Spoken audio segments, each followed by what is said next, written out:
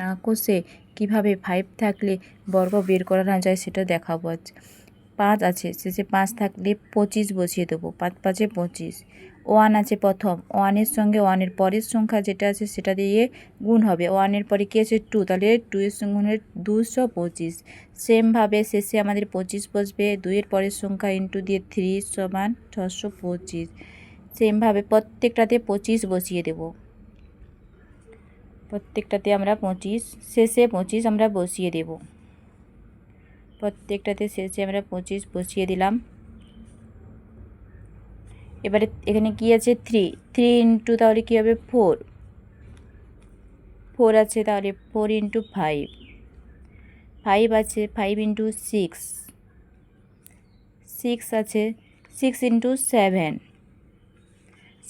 আছে, 7 ইন্টু 8 আছে, 8 ইন্টু 9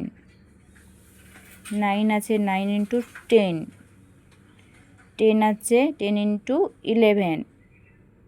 আমাদের কমপ্লিট। এটা একটু শর্টকাট পদ্ধতিতে অঙ্ক না করে এটার একটা সূত্র আছে, কি সূত্রটা সেটা আমি আপনাদের পরের ভিডিওতে দেখিয়ে দেব।